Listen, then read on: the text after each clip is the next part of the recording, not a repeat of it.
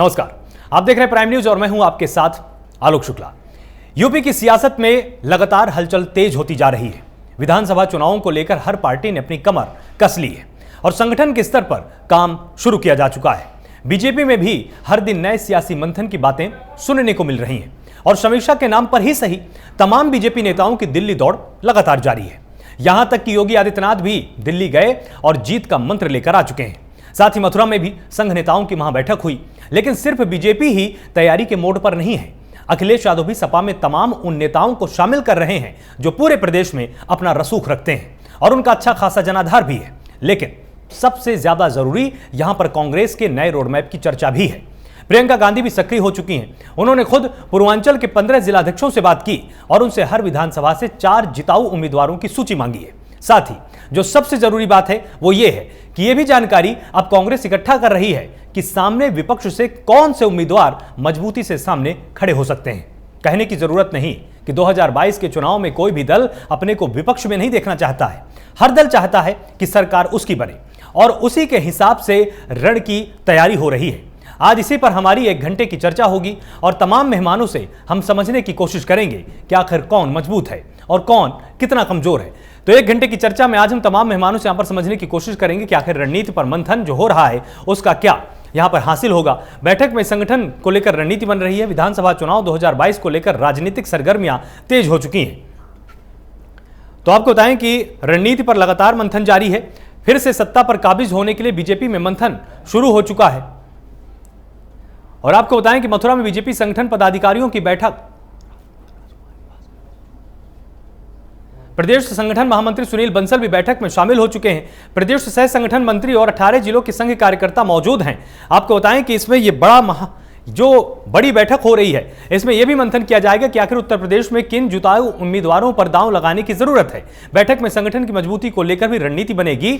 ये आपको हम सबसे बड़ा अपडेट यहां पर दे रहे हैं कि लगातार विधानसभा चुनाव 2022 को लेकर राजनीतिक सरगर्मियां तेज हो चुकी हैं। फिर से सत्ता पर काबिज होने के लिए बीजेपी में मंथन शुरू हो चुका है। और आपको बताएं कि इसी तरह से अखिलेश यादव भी अपनी रणनीति लगातार बना रहे हैं। मथुरा में बीजेपी अपना रोडमैप बना रही है, तो वहीं पूर्वांचल को लेकर भी प्रियंका गांधी ने अपनी रणनीति तय कर ली है।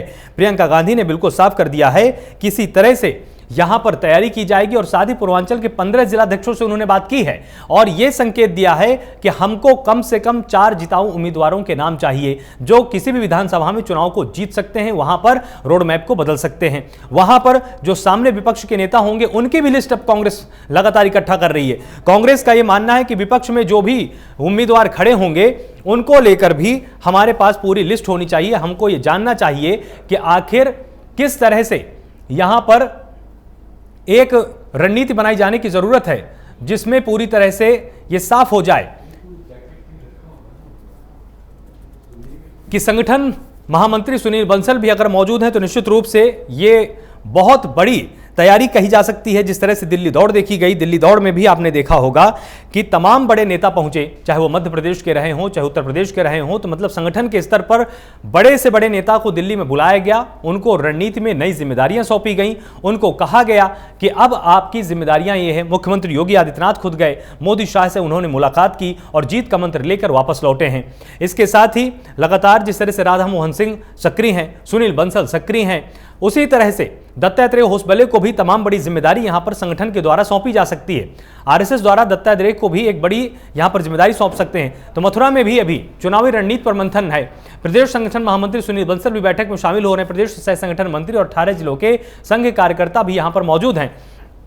तो आपको बताएं कि सरकार के कामों को आम जन तक पहुंचाने पर चर्चा की जा रही है कि आखिर सरकार के जो काम है, पूर्वांचल में लगातार स्थिति मजबूत दिखाई दे रही है और इसी को लेकर पूर्वांचल में लगातार अब कांग्रेस और सपा भी बसपा भी सक्रिय हो रही हैं, क्योंकि उनको यह समझ में आ रहा है कि यह बहुत बड़ी चुनौती साबित हो सकती है।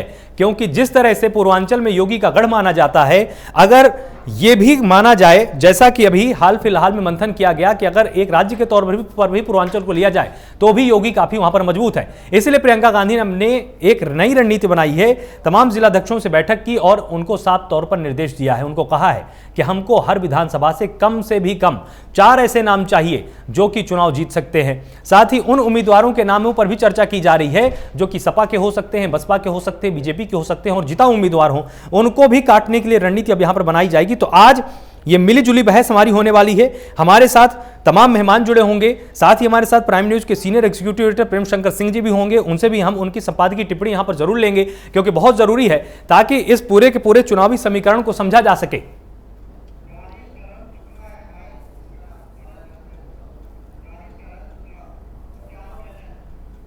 हमारे साथ तमाम मेहमान यहां पर जुड़े हुए हैं। आपको सबसे पहले मैं उनसे एक बार यहां पर रूबरू करा देता हूं। हमारे साथ गुलरेज शेख, प्रवक्ता बीजेपी हैं, आपका बहुत बहुत स्वागत है प्राइम न्यूज पर। साथ ही हमारे साथ विनय कुमार सिंह है, प्रवक्ता सपा हैं, आपका भी बहुत स्वागत है प्राइम न्यूज पर।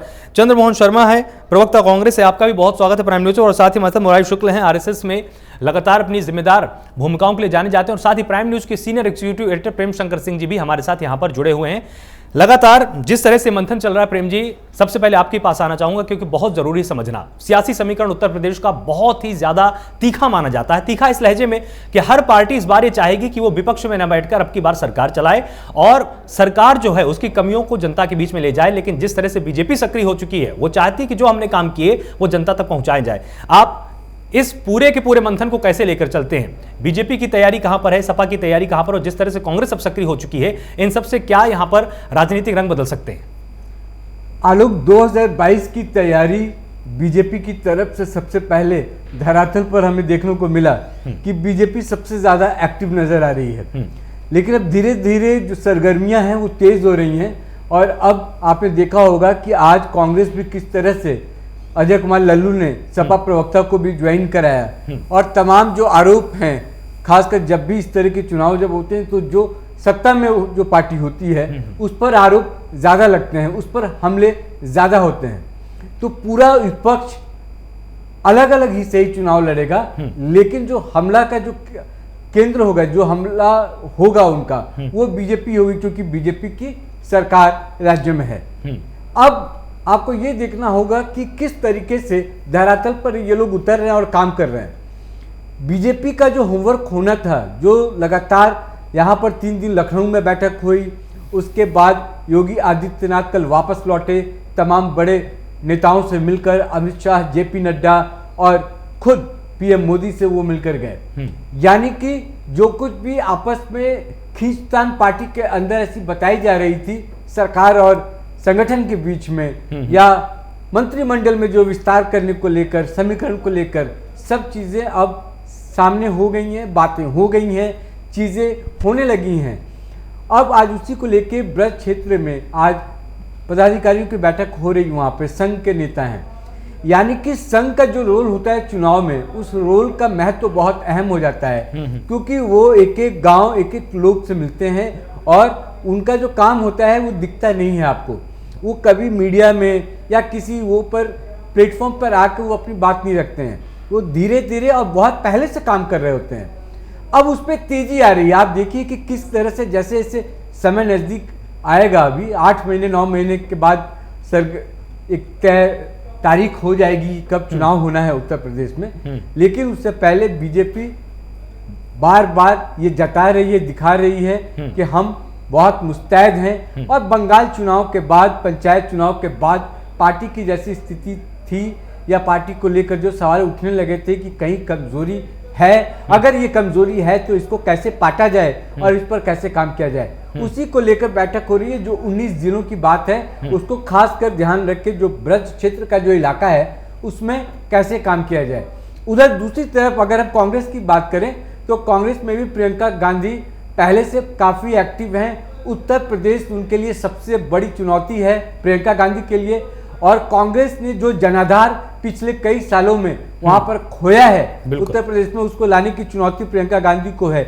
इसलिए वो पूर्वांचल में सक्रिय हैं। उनको लगता है कि पूर्वांचल की जो सीटें हैं वहाँ की रिपोर्ट ले रही हैं। एक एक विधानसभा क्षेत्र से कौन कौन से ऐसे कैंडिडेट हैं जो जीत सकते हैं, जीतने वाले कैंडिडेट को टिकट दिया जाए। तो अब धीरे धीरे सब लोग एक्टिव होते जा रहे हैं। सपा भी मुझे लगता है कुछ दिनों में होगी, जो सबसे सुस्त पार्टी है, जिसके नुमाइंदे भी, प्रवक्ता भी किसी भी डिबेट में बैठने से परहेज करते हैं, नहीं बैठते हैं। लगता ही नहीं कि किसी जमाने में वो मायावती भी इस सूबे का मुख्यमंत्री कभी रही हैं।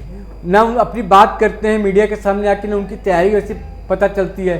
खैर आने वाले वक्त में चीजें पता चलेगी। और जो आप चर्चा करेंगे इस वक्त, मुझे लगता है इन बिंदुओं पर ही चर्चा होगी कि बीजेपी की तैयारी क्या है और कैसे तैयारी कर रही है, कांग्रेस कैसे कर रही है और किन रणनीतियों पर ये काम करने वाली है वहां की पार्टियां। बिल्कुल। गुलरेज शेख हमारे साथ जुड़े हुए। गुलरेज, आपके पास आना चाहेंगे। जिस तरह से मंथनों का दौर लगातार जारी है, लगातार ये कोशिश की जा रही कि सरकार के कार्यों की समीक्षा तो की ही जाए, साथ ही सरकार में जो तमाम ऐसे नेता हैं जो अच्छा खासा जनाधार रखते हैं उनको महत्वपूर्ण जिम्मेदारियां सौंप दी जाएं। आरएसएस भी लगातार बैठक कर रही है, लेकिन वो प्रश्न मैं आपसे नहीं पूछूंगा, उसके लिए मैं मुरारी जी के पास जाऊंगा। लेकिन आपसे यही समझना चाहते हैं, बीजेपी जिस तरह से तैयारी कर रही है, आप आश्वस्त हैं कि 2022 में आप ही वापसी करने वाले हैं, या आपको ये पूरी तरह से पता है कि कांग्रेस और सपा का अगर गठबंधन होता है तो कहीं ना कहीं समीकरण गड़बड़ा सकता है आपका? नहीं, जहां तक कांग्रेस और सपा की बात कर रहे हैं तो कांग्रेस और सपा ने तो पहले भी गठबंधन किया था और उसके परिणाम क्या आया था? यूपी को यह सांस पसंद है, यूपी के लड़के और पीके को भी ले आए थे। पीके ने भी लगड़े घोड़े पर गलती से दांव लगा दिया था तो वो लगड़ा घोड़ा जो था वह गिर गया रेस में। तो कांग्रेस और एसपी से तो कोई विषय नहीं है। हाँ, एसपी से बहुत सारी सीटों पर 1-to-1 कंपटीशन रहेगा। कांग्रेस की बात मत करें, कांग्रेस न 3 में आती है न 13 में आती है। यहाँ तो भारतीय जनता पार्टी का विषय है। बीजेपी संगठन के ऊपर हमेशा जोर देती है और हम पन्ना प्रमुख से लेकर प्रदेश अध्यक्ष और राष्ट्रीय अध्यक्ष तक का समन्वय बनाते हैं। इसमें डेफिनेटली आरएसएस हमको मार्गदर्शन जरूर देता है, लेकिन उनकी भूमिका जो होती है वो मार्गदर्शन से अधिक नहीं होती। वे मार्गदर्शन करके हमारे बड़ों की तरह जिस प्रकार से बड़े बच्चों को राह दिखाते हैं, राह दिखाने का काम होता है, दैट इज ऑल। लेकिन यहाँ तक कि आप बात कर रहे हैं कि प्रियंका रॉबर्ट वाड्रा की उपस्थिति, प्रियंका रॉबर्ट वाड्रा की उपस्थिति की बात करें तो पिछला जो बाई इलेक्शन हुआ था उसमें कांग्रेस के जो नेतागण खड़े हुए थे, जो कैंडिडेट खड़े हुए थे, उन सभी की जमानत जब्त हुई, उनको 5% से कम वोट मिला। तो उनकी आपको कहीं गणना नहीं करनी चाहिए।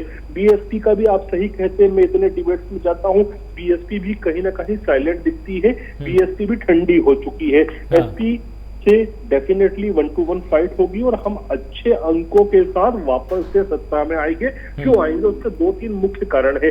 सबसे पहली बात तो जो गुंडा राज था और यहाँ तक के पॉलिटिकल नारे चलते थे उत्तर प्रदेश में कि चढ़ गुंडे की छाती पर मोहर लगेगी हाथी पर, ये बीएसपी ने निकाला था। तो इस प्रकार का एक वातावरण बना हुआ था। उस वातावरण से भारतीय जनता पार्टी की सरकार ने यूपी को निजात दी। यूपी में इन्वेस्टमेंट अभी 40 बड़ी कंपनियां आने वाली है। तो यूपी का भविष्य जो है वह बीजेपी के हाथों में सुरक्षित दिखता है यूपी वालों को, इसलिए बीजेपी आश्वस्त है। जहां तक आप कह रहे हैं कि जो प्रभावशाली नेता हैं उनको भी काम दिया था, तो बीजेपी में तो ये कल्चर है। नहीं, अगर आप इतने ज्यादा आश्वस्त हैं, अगर आप इतने ज्यादा आश्वस्त हैं, सुनिए तो गुलरेज जी, अगर आप इतने ज्यादा आश्वस्त हैं अपनी जीत को लेकर, अगर आपको लगता है कि जनता आप पर पूरा भरोसा करती है, तो फिर इतनी ज्यादा समीक्षा क्यों, दिल्ली दौड़ क्यों, मथुरा में आखिर जो जिस तरह से महाबैठक चल रही फिर वो क्यों? नहीं तो दिल्ली दौड़ जिसको कह रहे हैं, किससे मिलने गए थे? प्रधानमंत्री महोदय से, गृह मंत्री महोदय से, हमारे राष्ट्रीय अध्यक्ष से। तो हम उनसे नहीं मिलेंगे तो किससे जाके मिलेंगे? उनसे तो मिलना हमारा स्वाभाविक क्रिया में आता है। हर मुख्यमंत्री जाते हैं, वैसे ही योगी जी भी गए, शिवराज सिंह जी भी जाते हैं, दूसरे भी जाते हैं। तो ये तो स्वाभाविक क्रिया है। और जब आप देखिए, बीजेपी चाहे नगर निगम का चुनाव हो, चाहे वो कहीं पर भी हो, हैदराबाद का आपने देखा लोकल इकाइयों का चुनाव, हम बिल्कुल पूरी तरह से मुस्तैदी से लड़े। हम हर चुनाव को, हम नगर निगम से लेकर लोकसभा तक के चुनाव को पूरे डट के लड़ते हैं, पन्ना प्रमुख तक जाकर लड़ते हैं। उसके लिए बड़ा समन्वय की क्रिया होती है, वो क्रिया को हमेशा निष्पादित करते हैं। ठीक है, तो आप जिस तरह से बता रहे हैं कि ये बिल्कुल स्वाभाविक प्रक्रिया है, दिल्ली जाना हमारा पूरी तरह से पहले निश्चित था और ये होता रहता है। चंद्रमोहन जी, आप इनकी बात को सुन रहे थे तो आप मुस्कुरा रहे थे। आपको क्या लगता है कि बीजेपी में जो भी चल रहा है वो ऑल इज वेल की परिस्थिति है क्या, या जिस तरह से इनका कहना है कि कांग्रेस न 3 में है ना तो 13 में, कांग्रेस जिस तरह से तैयारियां कर रही है उसको करने दीजिए, आपकी तैयारी कहां तक है? आप आश्वस्त हैं अब की बार की बीजेपी को कड़ी चुनौती आप दे पाएंगे? देखिए आलोक भाई, जो हमारे गुलरेज भाई हैं बहुत बढ़िया प्रवक्ता है और मधुर भाषी हैं, उनके साथ आज डिबेट करने में मजा आएगा। डिबेट बड़ी सार्थक होगी। ये गुलरेज भाई ने बोला कि हम बड़ी मजबूती से चुनाव लड़ते हैं, बिल्कुल सच बोला। आज सुबह की जनता इस बात को अच्छी तरह से समझ ले कि भाजपा प्रवक्ता ये क्लियर कर रहा है कि हम बड़ी मजबूती के साथ लड़ते हैं, लेकिन हमारे को लड़वाने वाले अगर अध्यापक मर जाए 800 तो हम 2 कहते हैं। हम बड़ी मजबूती के साथ करते हैं, निजात भी दिलवाते हैं। हम निजात अपनी सत्ता के लिए दिलवाते हैं, अगर सूबे की जनता को कोरोना की महामारी में मिल रहे मौत और उसके घाटों के ऊपर, गंगा के घाटों के ऊपर लाश मिले तो हम कफन भी नहीं देते, हम निजात देते हैं। दूसरा, तीसरा, मेरे भाई ने भी एक बड़ी अच्छी बात बोली कि सुरक्षित रखते हैं। बिल्कुल, आप इतना सुरक्षित रखते हैं कि आज देश और सूबे के अंदर बेरोजगारी इतनी चरम सीमा पे चढ़ी गई, जीडीपी ग्रोथ का कोई हिसाब ही नहीं है। जिस गैस के चूल्हे को गुरेज भाई आपने दिया था ना फ्री में, और जिसका किसी एक रिपोर्टर ने निकाला था जाके, वहां पर बताया था कि मुझे यही देंगे चूल्हा और वो सिलेंडर ही देंगे, आपको पता है कितनी है? 806 रुपये। जिस पेट्रोल की बात आपने 2014 में सत्ता परिवर्तन और यूपी के सत्ता परिवर्तन पे करी थी, 33 रुपए लीटर का, शायद भाई आपको नहीं पता, 100 रुपए के पार हो गया डीजल, और वो 35 पर रेट बढ़ चुका है। अब वो राम नाम का तिलक से वोट नहीं देना पड़ता, क्योंकि पेट खाली है, जेब खाली है, और काम पे जाने के लिए आदमी है नहीं, और मौत मिलने के बाद शमशान घाट में लकड़ी नहीं थी और कब्रिस्तान के अंदर जगह नहीं थी। तो इसका सवाल पूछा जाना, इसी की बेचैनी हमारे जो मुख्यमंत्री हैं उनको रही, और इसी बेचैनी के लिए आपके दिल्ली तलब करा गया। और तलब के अंदर भी मैंने पिछले वक्तव्य में, पिछली डिबेट में बोला था कि अभिमन्यु को घिरा भी ऐसे गया कि अभिमन्यु आज भी चक्रव्यूह से बाहर नहीं निकल पाया। अभी आने वाले वक्त में पता चलेगा कि होना क्या है यूपी के अंदर, कि कुछ इधर उलट होना या उधर होना। अब कांग्रेस ना 3 में है ना 13 में है, गुरमीत भाई आप कहते हैं, लेकिन हम 3 और 13 में नहीं है, लेकिन हमारे 3 और ना 13 के बंदे आप अपने पास दिखा के सिर मोड़ देते हो। तो सूबे की जनता इस बात को देख रही है कि आपकी नीति कैसे है। 56 इंच का नेतृत्व मेरे देश का, उसके बाद प्रचंड बहुमत वाले मुख्यमंत्री मेरे देश के, लेकिन उनके पास अपने नेता नहीं है लड़वाने के लिए, उनको दूसरे के नेता लेना पड़ रहा है। फिर जो लेते हैं उनको कहते हैं वो 3 और 13 में। यकीन करिए, वक्त आने दीजिए, लड़ाई आपकी और हमारी है।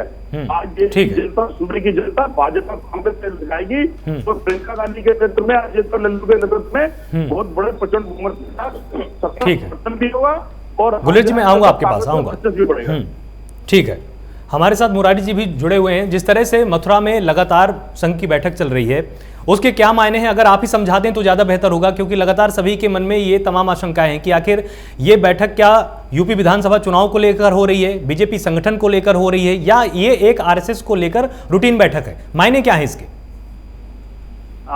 आलोक जी, आरएसएस का काम 365 दिन चलता है और सभी वर्षों में चलता रहता है। चुनाव के समय एक्टिव होने वाले राजनीतिक दल के कार्यकर्ता हम लोग नहीं हैं, और हमारी बैठकें देश स्तर पर भी, प्रदेश स्तर पर भी, क्षेत्रीय स्तर पर भी, और जिला और जिले के नीचे की इकाइयों के स्तर पर भी वर्ष भर होते रहते हैं। हमारे लिए बैठक आश्चर्य का विषय नहीं है, हमारे लिए बैठक पॉलिटिकल एजेंडा का विषय नहीं है। हमारे लिए बैठकें देश को कैसे सबल करना है, देश को कैसे गौरवशाली करना है, इसके लिए हमारी बैठकें होती है। भारत को मजबूत करने के लिए हमारी बैठकें होती हैं।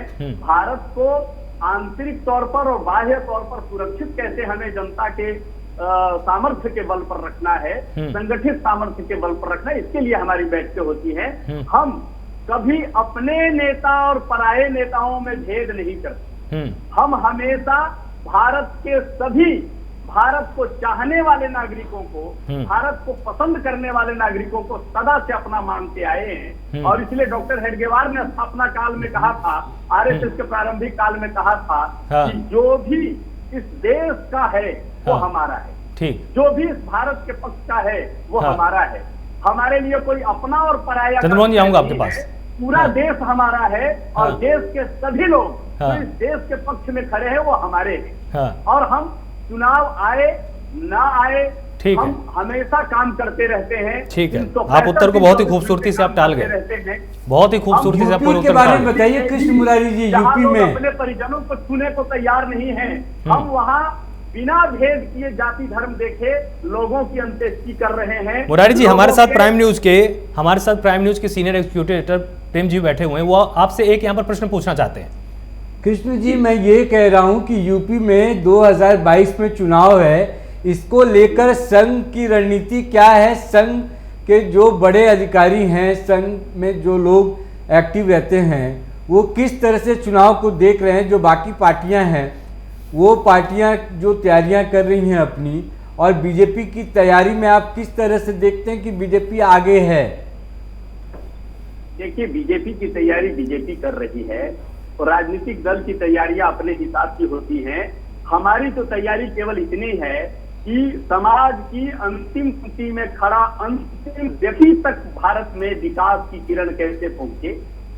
भारत का वो व्यक्ति जो समाज के विकास की यात्रा में पिछड़ गया है, उसको कैसे राष्ट्र के स्वाभिमान के साथ जोड़े, ठीक है, वो कैसे भारत के विकास में योगदान कर सके, हम इसके लिए दिन रात अनवरत काम कर रहे हैं। ठीक है, हमारे साथ विनय कुमार सिंह भी हैं जुड़े हुए, प्रवक्ता सपा हैं।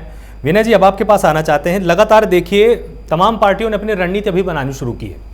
अखिलेश यादव पिछले 1 साल से इसी चीज पर लगे हुए थे कि जो विपक्ष के ऐसे कद्दावर नेता हैं जिनको उनके दल में पर्याप्त सम्मान नहीं मिल रहा था, वो उनको धीरे धीरे सपा में जोड़ रहे थे।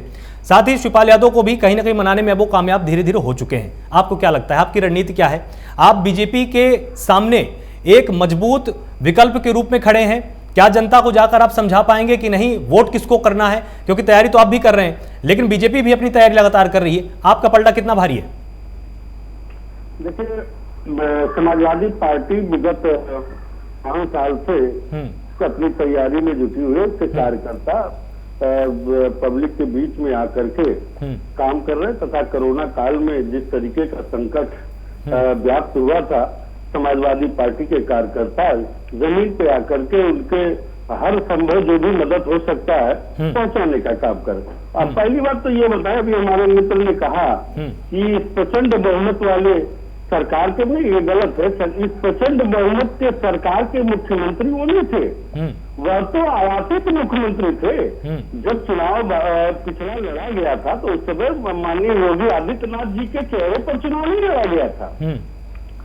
और आज जो माननीय योगी आदित्यनाथ जी महाराज के चेहरे पर जो चुनाव लड़ा गया वो है पंचायत चुनाव। वो नहीं एक चुनाव लड़ा गया, वो है केवल पंचायत चुनाव। और इस पंचायत चुनाव में जिस तरीके की शर्मनाक हार भारतीय जनता पार्टी की हुई है वो सबके सामने है, वो कोई बताने वाली बात नहीं है। और रही बात, अभी हमारे भाई कह रहे थे कि हम पूरे भारत को अपना मानते हैं, प्रदेश को अपना मानते हैं। इतना मानने के चक्कर में देश के प्रदेश की एक एक चीजें बेचने का काम माननीय मुख्यमंत्री और माननीय प्रधानमंत्री लगातार जारी रखे हुए हैं। हम लोगों ने काम किया है। जिस तरीके से गंगा में लाशें बह रही थी और उनकी अंत्येष्टि करने वाला कोई था नहीं, लोगों के पास पैसे नहीं थे, लोग इतना डरे हुए थे कि उन्होंने जो गंगा में लाशें जो है बहा दी। और उसके बाद सबसे शर्म की बात तो ये आती है कि इनके नेता ये कहते हैं कि लोगों ने जल विसर्जन किया था।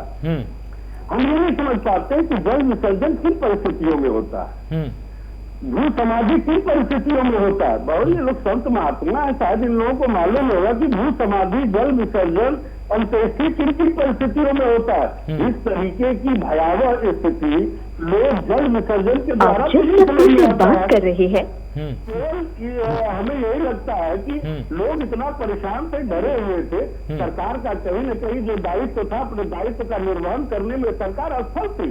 इस वजह से उन्होंने मजबूरन उसको जल विसर्जित। इन्होंने कहा कि हम लकड़ियों का बंदोबस्त करें अंत्येष्टि की। आप ये बताइए भाई साहब कि अगर ये लकड़ियों के बंदोबस्त कर रहे हैं तो इन्होंने एक आध जगह सेंटर बनाया, लेकिन गांव के लोग का घाट, हर गांव के 2-4 गांव को मिला करके एक अलग अलग घाट होता है। अगर इनकी नीयत वास्तव में अच्छी थी कि इन्होंने लकड़ियों की व्यवस्था कर रहे थे अंत्येष्टि के लिए, तो ब्लॉक स्तर पर कमेटी बनाते, प्रधानों को उसका दायित्व देते, तब जा करके उसका फायदा गांव के हर व्यक्ति और अंतिम व्यक्ति जिसकी बात कर रहे थे उस अंतिम व्यक्ति तक उसका फायदा पहुंच पाता। लेकिन इस प्रबंधन को मैनेज करने में यह सरकार पूरी तरह से फेल रही है। माननीय योगी आदित्यनाथ जी महाराज इस उत्तर प्रदेश में। ठीक है मुरारी जी, आपको कुछ यहाँ पर जवाब देना चाहते हैं? मुरारी जी एक मिनट, एक छोटा सा उत्तर ले लीजिए, छोटा सा यहाँ पर रिएक्शन दीजिएगा। मुरारी जी, असल में क्या है कि योगी आदित्यनाथ जी को वो आरएसएस समझ रहे हैं। मैं अपने मित्र की समझ को ठीक करना चाहता हूँ। योगी आदित्यनाथ आरएसएस के अंग हो सकते हैं, वो संपूर्ण आरएसएस नहीं हो सकते हैं, और वो भाजपा के मुख्यमंत्री है, न कि आरएसएस के मुख्यमंत्री हैं। ये उनको स्पष्ट कर दूं। आरएसएस स्पष्ट कर दिया। संगठन नहीं है। सुप्रीम कोर्ट ने आरएसएस पर 3 बार निर्णय दिया है और हाई कोर्ट के 22 निर्णय हैं अलग अलग राज्यों के, और सबने कहा है सभी 25। ठीक है विनय जी, उत्तर दीजिए। बात आ गई आपकी, बात आ गई आपकी मुरारी जी, बात आ गई आपकी, ठीक है, समझ गए। एक राजनीतिक संगठन के ठीक रूप है। में हमें हम पर टिप्पणी ना करें। ठीक है, उत्तर ले लीजिए, उत्तर ले लीजिए। मीना जी बोलिए। के समय से आरएसएस को निर्णय दिया जा चुका है। सरदार वल्लभ भाई पटेल ने भी निर्णय दिया था जब आरएसएस को बैन किया था। आरएसएस किस तरह से आरएसएस पर बैन सुप्रीम कोर्ट ने उठाया था। नहीं, अरे आरएसएस बहस नहीं है भाई, ये विषय आरएसएस बहस ही नहीं है ना। अरे आरएसएस बहस ही नहीं है, बैन किया था नहीं किया था, फिर आप आर्टिकल 19 में भी फिर आप चले जाएंगे कि नहीं संघ की बात उसमें कही गई है कि नहीं कही गई है। विनय जी, विनय जी, चर्चा ये नहीं है। अच्छा ठीक है मुरारी जी, ठीक है, छोड़िए ना आप पहले। मुरारी जी एक सेकंड, मुरारी जी एक सेकंड, मुरारी जी एक सेकंड। बहस ये नहीं है कि आरएसएस पर किस तरह की टिप्पणी की गई है, आरएसएस कैसा संगठन है, वो कैसे काम करता है। बहस सिर्फ ये है विनय जी, आपकी तैयारी क्या है, आप कैसे जाकर फेस करने वाले हैं चुनावों को। देखिए, हमारी 10 साल की तैयारी है। 5 साल जब हमारी सरकार रही है, उस समय जो हमारे माननीय राष्ट्रीय अध्यक्ष श्री अखिलेश यादव जी ने कार्य किया था, वो कार्य गिनाने की आवश्यकता नहीं। आज जन जन तक को पता है कि माननीय अखिलेश यादव जी ने क्या किया था। उसके बाद 5 साल लगातार विपक्ष में रहने के बाद जनमानस के बीच में जाकर के जिस तरह से समाजवादी विनय जी, पिछले चुनाव से आपने क्या सीखा? वो सबको पता है। और इस उत्तर प्रदेश विनय जी पहले ये बताइए, पिछले चुनाव में जब पार्टी हार गई थी आपकी, उसके बाद आपने क्या होमवर्क करके आप आ रहे हैं इस बार के चुनाव में? मुख्यमंत्री जी कहते हैं कि हमने 4 साल में 4 लाख लोगों को रोजगार दिया। हमें बताने का कृपा करें। माननीय मुख्यमंत्री जी बहुत सत्य के परोधा बनते हैं। आपको क्या लगता है, कांग्रेस बहुत ज्यादा सीरियस हो चुकी है क्या चुनाव को लेकर? देखिए, उत्तर प्रदेश को लेकर प्रियंका गांधी हमेशा से सीरियस रही हैं और उत्तर प्रदेश में किस तरह से कांग्रेस की वापसी हो और कांग्रेस अपना प्रदर्शन सुधारे, इसके लिए लगातार प्रियंका गांधी सक्रिय रहती हैं। वहाँ का कोई भी मामला हो, किसी भी तरह का मामला हो, चाहे वो महिलाओं के साथ उत्पीड़न का मामला हो या किसी और भी तरह की जो सामाजिक चीज़ें जिन पर लगता है कि उनको आगे आना चाहिए, वो आकर मुखर होती हैं, जवाब मांगती हैं, ट्वीट करती हैं, मुख्यमंत्री पर लगातार हमला करती हैं और वो चाहती हैं कि प्रदेश में चुनाव जब भी हो वहाँ पर कांग्रेस की वापसी हो।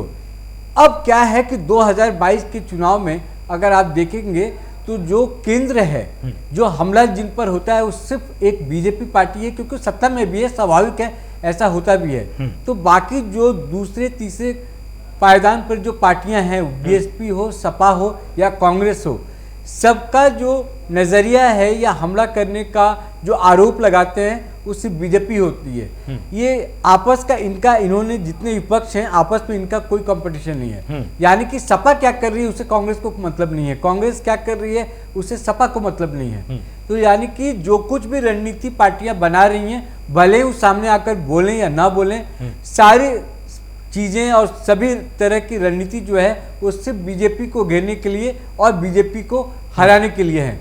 हालांकि ये भी इन्होंने कोशिश करके देख ली है पिछले चुनाव में कि एक होकर भी क्या हम भाजपा को हरा सकते हैं, लेकिन उस समय मोदी लहर और जिस तरह से बीजेपी की हवा चली हुई थी तो उस समय हरा पाना और 300 प्लस सीट लाना बीजेपी के लिए सारी पार्टियां सोच नहीं पा रही थी कि वो किस रणनीति के तहत काम करे और बीजेपी को हराए।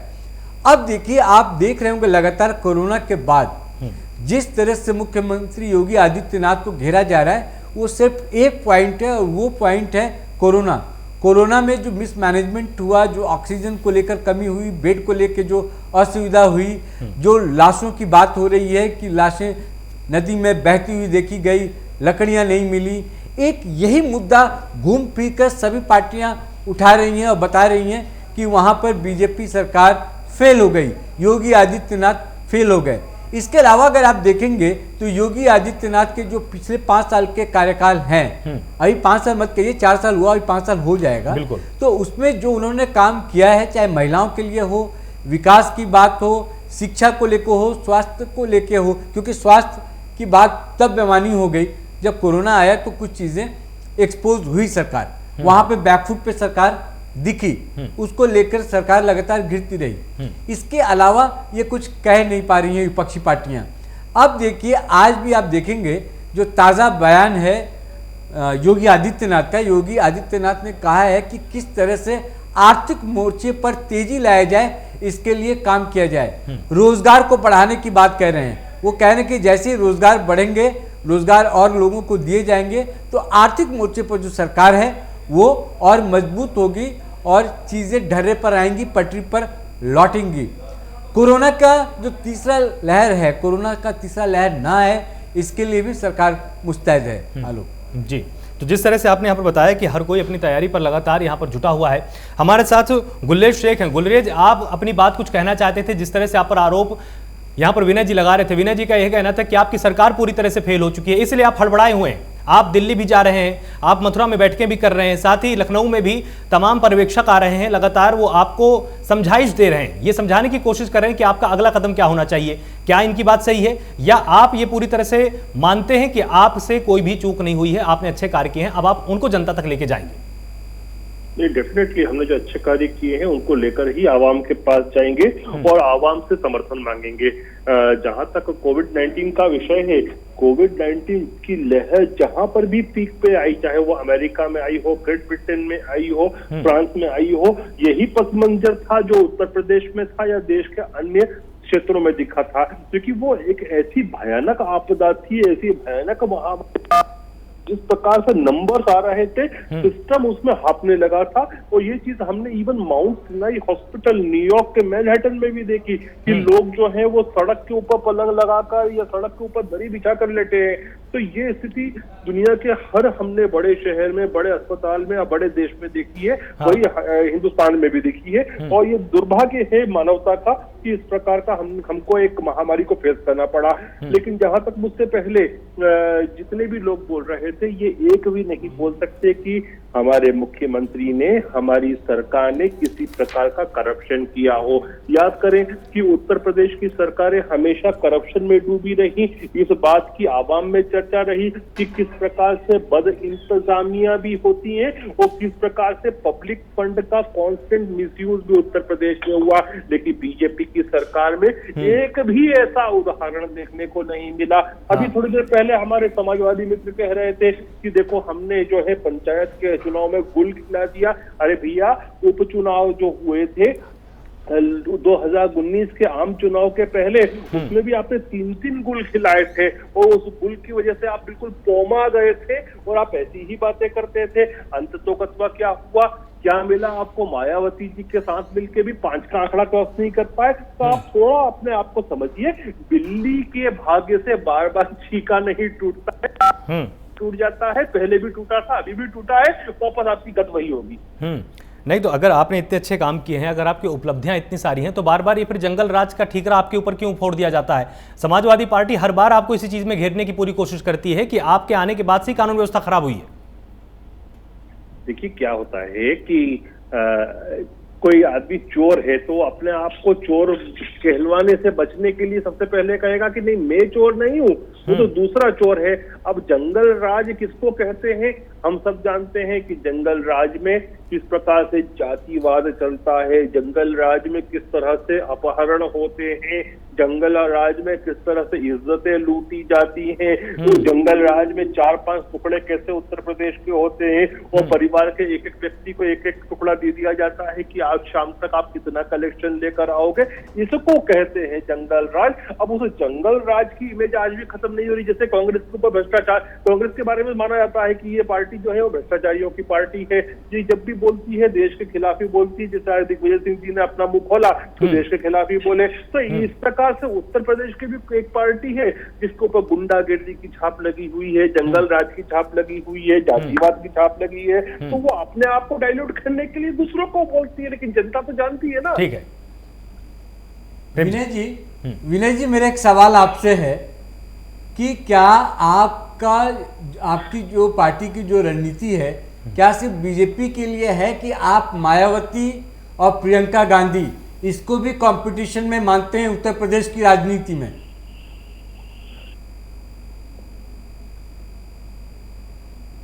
विनय जी,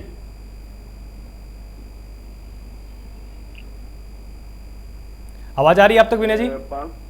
जी आ रही। हाँ जी, बोलिए। जिस तरीके से बहन मायावती जी पूरे 5 साल शांत रही, हमें तो नहीं लगता है कि वह चुनाव लड़ने के मूड में है या कहीं से चुनाव लड़ना चाहती है। और कांग्रेस पार्टी का सबको पता है और उनको धरातल पे उनके पास क्या है क्या नहीं है, तो उनकी अपनी तैयारी है, उस पर हमें कोई बहुत ज्यादा नहीं। इस बात से मैं भी सहमत हूँ हमारे समाजवादी पार्टी के मित्र से, और मैं बोलना चाहता हूँ, सॉरी सर भाई विनय भाई, लेकिन देखिए एक बात तो आप सच बोल रहे हैं, मैं ये मानता हूँ कि कॉम्पिटिशन आपके और हमारे बीच में होना है। नहीं, कॉम्पिटिशन में केवल समाजवादी पार्टी ही है बीजेपी के सामने, ये आपको मैं क्रेडिट दे रहा हूँ। मैं शेख भाई को एक बात जवाब दे दूं।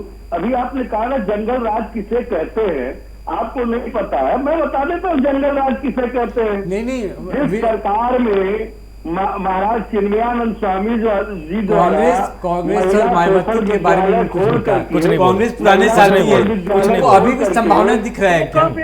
डाल गए, बहुत ही खूबसूरती से आप उत्तर को डाल गए।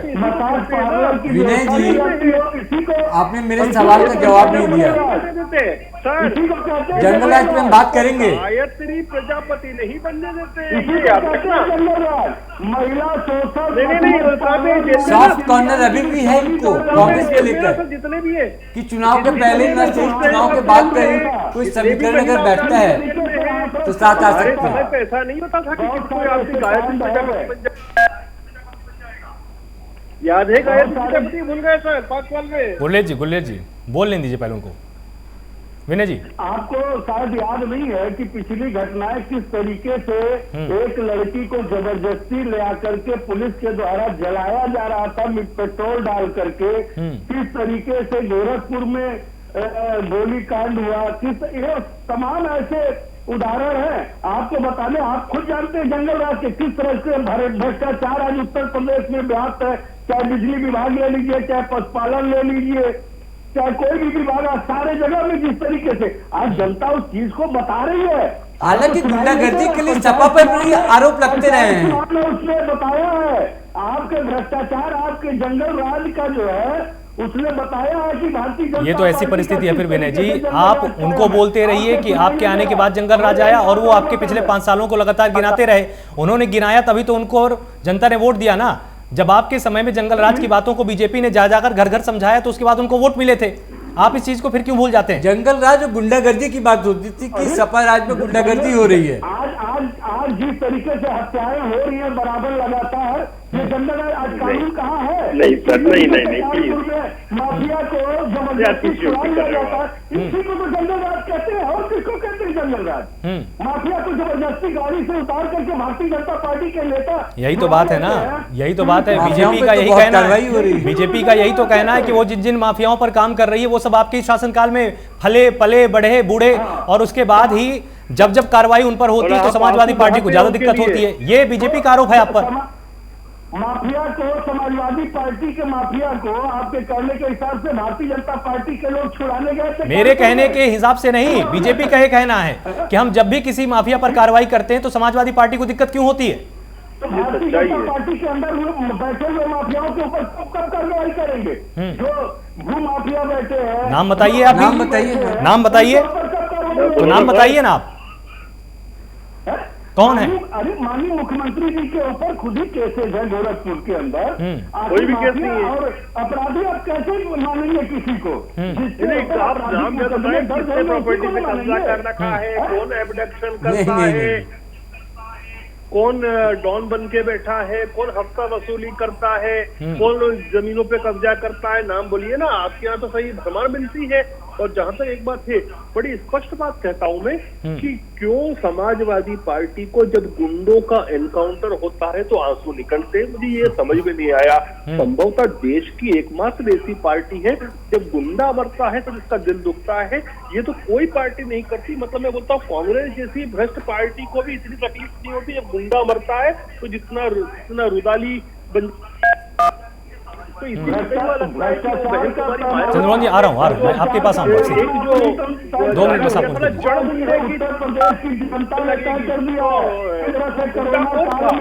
कोरोना पीड़ितों के नाम पर किस तरीके से धन उगाही की गई है ये पूरे प्रदेश की जनता जानती है। एक कोरोना मरीज के नाम पर जितने पैसे आए हैं वो कहाँ गए हैं, किनके बीच में? अरे आलोक भाई, एक पोल कर ले, देखिए अभी जनता में एक पोल कर ले आलोक भाई, अभी 10 मिनट बचे। विनय जी एक सेकंड, विनय जी एक सेकंड, विनय जी एक सेकंड मुझे दे दे, फिर मुझे निकलना है।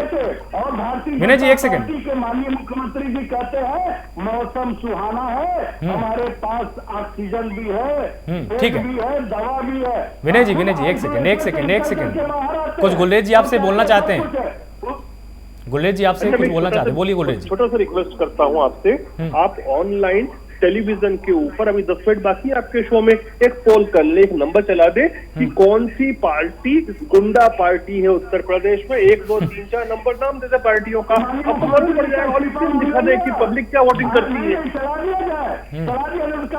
गुंडा पार्टी का नाम से एक ही पार्टी है, एक ही पार्टी को गुंडा पार्टी के नाम से जाना जाता है। अच्छा प्रेम जी आप बताइए, आपको निष्पक्ष व्यक्ति है ना कि गुंडा पार्टी किसको माना जाता है? प्रेम जी आप बताइए। प्रधानमंत्री प्रेम शंकर जी आपको निष्पक्ष है, आप कौन पार्टी से नहीं, आप बताए ना प्लीज की गुंडा पार्टी की छवि किसकी है, क्या है क्या नहीं? ये जनता, मैं पूछ रहा हूँ छवि जनता तय कर देगी, पहले भी तय किया है, आगे भी तय कर देगी जनता ही 2022 में। छवि क्या है, छवि किसकी है?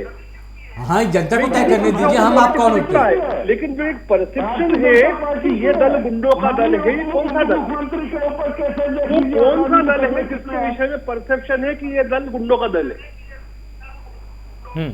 चलिए ठीक है, तो जनता बनाती है, ये धीरे धीरे जनता जरूर बताएगी, जब वो वोट देने जाती है तो उसको अच्छे से मालूम होता है। देखिए आप हम सब भले ही टीवी पर बैठते हैं, आप हम सब भले ही टीवी पर बैठते हैं, लेकिन देखिए जनता भी इतनी स्मार्ट हो चुकी है, उसको अच्छे से पता है किसको वोट देना है, कौन उसको बेवकूफ बना रहा है, कौन कितना काम कर रहा है। चंद्रमोहन जी आप बीच में कुछ बोलना चाहते थे, और साथ ही एक प्रश्न और भी है मेरा आपसे।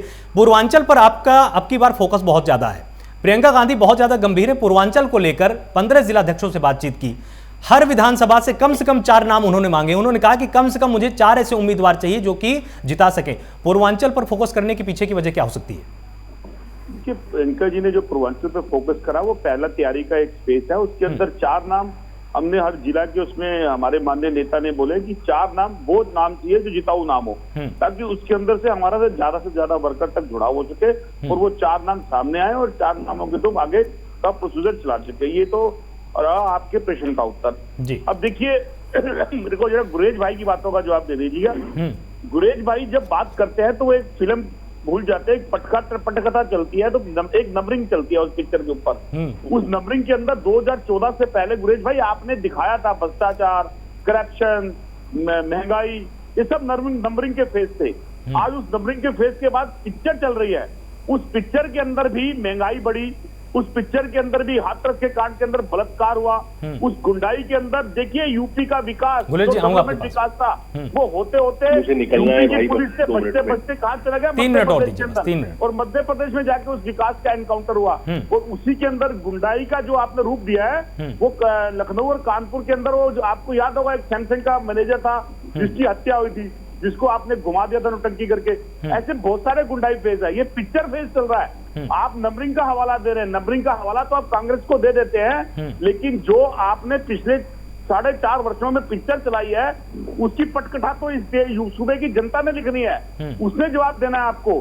क्योंकि जब जब बंदा डरता है वो तब कांग्रेस को आगे करता है, ये भाजपा की प्रवृत्ति है। जब आपसे प्रश्न पूछेंगे तब आपको नेहरू गांधी, राहुल जी, कांग्रेस याद आ जाएगी। अरे सर दिग्विजय सिंह ने आपको, लेकिन जब सूबे ने आपको चुना, अरे गए नेहरू जी मर गए, सूबे के अंदर बेरोजगारी खत्म करी, सूबे के अंदर बुनकर मजदूरों का काम करा, दिहाड़ी मजदूरों पे कोई काम करा, प्रवासी मजदूरों पे कोई काम करा, नहीं करा आपने, क्योंकि आपके पास कोई योजना ही नहीं है। और योजना होती तो आज आप उसका एक्सप्लेन करते। आप 4.5 गुजरने के बाद कांग्रेस को, सपा को ब्लेम नहीं करते, आप सपा को गुंडा राज कहते हैं। उस गुंडा राज की प्रवृत्ति तो आपने खूब चलाई है, उसकी तो महामारी इतनी है कि आपका पुलिस प्रशासन और गुंडा तंत्र मिलकर अत्याचार करता रहा और उसका कोई जवाब आपके पास नहीं है। चंद्रमोहन जी एक सवाल है मेरा आपसे, क्या सपा की राजनीति और बीजेपी की राजनीति, इन दोनों की राजनीति में कांग्रेस कहां खड़ी है? देखिए सपा और बीजेपी की राजनीति से कांग्रेस का बिल्कुल लेना देना नहीं है। कांग्रेस उस पृष्ठभूमि की राजनीति के साथ आगे अग्रसर हो रही है जो गोविंद वल्लभ पंत की, नरेंद्र तिवारी की, इन सब की राजनीति के ऊपर थी, जो ब्राह्मण नेतृत्व के अंदर मुख्यमंत्री यूपी के अंदर निरंतर यूपी का विकास किया और निरंतर के पैटर्न को खड़ा करा, आज उसी पे है। एक वही यूपी था और वही हिंदुस्तान था जब जवाहरलाल नेहरू जी गुलेर जी, आपको यहाँ पर दिल्ली के उत्तर अंदर देना तिरंगा चाहते फहराते थे और गोविंद वल्लभ जी यूपी के अंदर तिरंगा फहराते थे। आज उसी चीज को यूपी को जरूरत है और उसी की कमी ठीक है, उत्तर ले लीजिए भाजपा गुलेर को जी। दिखी, इसीलिए उनको कांग्रेस का प्रसाद लेना पड़ गया। आपके पास प्रसाद देखिए, का अब मैं अंश है, वो भी प्रसाद नहीं आया। बोलूं देखिए, जी, भारतीय जनता पार्टी की सबसे बड़ी जो सौगात है वो उत्तर प्रदेश को, वह उत्तर प्रदेश से जो दबंगाई थी उसको खत्म करने की है। देखिए, दबंग किसी को होना चाहिए तो वो केवल प्रशासन को होना चाहिए, प्रशासन का इकबाल होना चाहिए। और बड़ी दुख के साथ मुझे कहना पड़ रहा है कि प्रशासन का जो इकबाल था वो खत्म हो गया था इतने बड़े सूबे में, देश के इतने बड़े सूबे के अंदर। उसको हमने वापस एस्टेब्लिश किया, और एस्टेब्लिशमेंट जो होता है ना वो टाइम लेता है। चीजों को खराब करने में तो बहुत छोटा समय लगता है, लेकिन उसको वापस से बनाने में बहुत समय लगता है। हमने कानून, पुलिस और प्रशासन का इकबाल बुलंद किया है। यह सबसे बड़ी सौगात है हमारी उत्तर प्रदेश के लिए। उसी के बाद सारे डेवलपमेंट होते हैं, उसी के बाद इन्वेस्टमेंट आता है। गुंडा राज में इन्वेस्टमेंट नहीं आता मेरे भाई, कानून का जब इकबाल चलता है तो इन्वेस्टमेंट आता है। ठीक है मुरारी जी, अब की बार संघ की क्या भूमिका होने वाली है यूपी विधानसभा चुनाव में? आपसे एक छोटा सा उत्तर हम यहाँ पर चाहेंगे मुरारी जी कि यूपी विधानसभा चुनाव में आरएसएस की क्या भूमिका होने वाली है? क्या आप भी कुछ निर्णयों में अहम भूमिका निभाने वाले हैं या आप सब कुछ बीजेपी के हाथ में छोड़ने वाले हैं? नहीं, हमारी भूमिका निश्चित रूप से रहेगी, क्योंकि देश के लिए महत्वपूर्ण जो भी विषय है उसमें आरएसएस सक्रिय रहता है। लोकतंत्र भारत की में सत्ता का की एक परिपाटी है, लोकतांत्रिक परिपाटी भारत ने अपनाया है संविधान के माध्यम से। तो लोकतंत्र जहां में जनता मतदान करती है और जनता की जो भी गतिविधियां हैं पूरे देश में उसमें हम सक्रिय रहते हैं। जनता को हम इस बात के लिए जरूर आग्रह करते रहते हैं कि जो देश के पक्ष की बात है उसका ध्यान रखकर मतदान करें, देश के हित का ध्यान रखकर मतदान करें, राम के पक्ष में मतदान करें, राम राज्य के पक्ष में मतदान करें। और इसलिए भारत को जो गौरवशाली बनाए, भारत को जो परम वैभव पर पहुंचाए, वैसे लोगों को मतदान। ठीक है विनय जी, आपसे हम ये समझना चाहेंगे कितने आश्वस्त हैं आप यूपी विधानसभा चुनाव 2022 को लेकर? जो देश के विरोध में करेंगे तो आए दिन पाकिस्तान का समर्थन करते हैं, आए दिन विराट जी आपकी बात आ गई, ठीक है।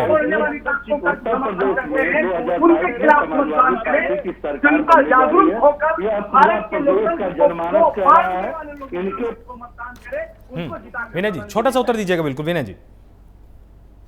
भारतीय जनता पार्टी डूबती नैया है, जिस पर जो सवार होगा वो डूब जाएगा। अभी हमारे मुरारी जी भाई जो कह रहे थे संघ के बारे में, जो बहुत सारी बातें बताए, हमने भी इतिहास मुरारी जी पढ़ा है भाई साहब, लेकिन हमें ये मालूम है कि संघ जो है आजादी के पहले से बड़ी छटपटाहट थी कि वो। ठीक है मैंने आपकी तैयारी को लेकर प्रश्न पूछा था कि आप कितने आश्वस्त हैं। ठीक है, हमारे साथ प्राइम न्यूज के senior executive editor Prem Shankar Singh ji भी हैं। यहाँ पर आपकी संपादकीय टिप्पणी बहुत ही ज्यादा जरूरी हो जाती है। हम आपसे जरूर समझना चाहेंगे 2022 में किसकी कितनी तैयारी है, आपको क्या लगता है किसका पलड़ा ज्यादा भारी है?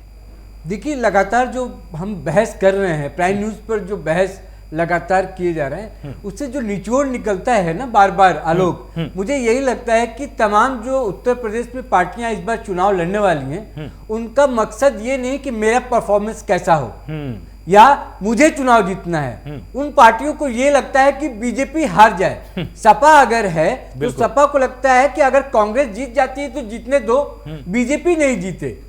और कांग्रेस अगर चुनाव लड़ने जाती है तो लगता है कि सपा जीतती है अगर तो सपा जीत जाए, बीजेपी ना जीते। तो अपने परफॉर्मेंस पर ये ध्यान नहीं दे रहे हैं, अपने रणनीति पर आप ध्यान नहीं दे रहे हैं। आप चाह रहे हैं कि वो हार जाए, यानी लकीर खींचनी होगी दूसरी पार्टियों को कि अपनी लकीर लंबी करनी होगी। बीजेपी ने जो लकीर एक खींच रखी है 2017 के चुनाव में, 300 का पार जो आंकड़ा था उनका, जो 300 से ज्यादा सीटें लेकर बीजेपी ने एक लकीर बनाई है, उस लकीर से आप अपनी लकीर को बड़ी कीजिए। ये सोचे उस लकीर को मिटा दें, बीजेपी को ले आए 15 सीट पे, तब हम 16 सीट लाके जीत जाएं। वो अपने पर काम नहीं कर रही है और उसके लिए वो चाह रही कांग्रेस को नहीं बोलना। भैया हो सकता है चुनाव के बाद कुछ समीकरण बदले तो क्या कांग्रेस और सपा एक हो जाए, बसपा एक हो जाए, तो आपस में हमें एक दूसरे को नहीं बोलना, उनकी तैयारियों पे नहीं बोलना, उनके साथ कंपटीशन नहीं करना। हाँ, बीजेपी को घेरना है और बीजेपी पर हमला करना है। जाहिर सी बात है कि सत्ता में है, होना भी यही चाहिए, होता भी यही है। लेकिन ये एक पार्टी जो है वो दूसरे पार्टी को मुकाबले में कहीं ला ही नहीं रही है। सबका मुकाबला बीजेपी से है, बिल्कुल। कांग्रेस से सपा का मुकाबला नहीं, सपा का कांग्रेस से मुकाबला नहीं, बीएसपी को ये लाइन में ले रहे। मुझे भी आश्चर्य होता है कि मायावती इस बार किस तरह से चुनाव लड़ने वाली है, क्योंकि पिछले कुछ सालों में 4-5 सालों में वो सिर्फ एक ट्वीट करने के अलावा वही मुझे लगता है कि किसी कहने पे मायावती ट्वीट करती हैं, वरना उनको लगता नहीं कि वो उत्तर प्रदेश की राजनीति में एक्टिव भी हैं। लेकिन 2022 का चुनाव है और 2022 के चुनाव पे जिस तरह से पार्टियां नजर बनाए हुए हैं और काम कर रही हैं, रणनीति पर अपने उसको अमली जामा पहना रही हैं, प्राइम न्यूज भी आपको 2022 से जुड़े तमाम जानकारी खबर और उसका विश्लेषण करता रहेगा। आप तक अपनी राय बताता रहेगा, समझाता रहेगा, अंतिम राय आपका। बिल्कुल सही। तो जिस तरह से आप सभी मेहमानों ने आज चर्चा की, आप सभी का बहुत बहुत शुक्रिया। आप हमारे साथ जुड़े, आपने तार्किक विश्लेषण किया, आप सभी का बहुत बहुत शुक्रिया। और लगातार जिस तरह से उत्तर प्रदेश के चुनावों की बात होती है, यहां पर पार्टियों को अब समझने की जरूरत है। जैसा कि प्रेम जी ने भी कहा, यहां पर आपका अपना कंपटीशन खुद के साथ भी होना चाहिए। बीजेपी को हराने का अगर लक्ष्य रखेंगे तो निश्चित रूप से आपकी पार्टी, आपका संगठन बहुत पीछे छूट जाएगा। यहां पर कांग्रेस को याद रखने की जरूरत है कि वो देश की सबसे बड़ी पार्टी एक समय हुआ करती थी, और सपा को भी याद रखने की जरूरत है कि उत्तर प्रदेश में अगर कोई शक्तिशाली विपक्ष है तो वो समाजवादी पार्टी है। इसी के हिसाब से इनको बढ़ने की जरूरत है और उसी हिसाब से 2022 की तैयारी करें। और लगातार आप सब इस तरह से प्राइम न्यूज के साथ जुड़े रहिए और अपना प्यार इस तरह से प्राइम न्यूज परिवार को देते रहिए। नमस्कार।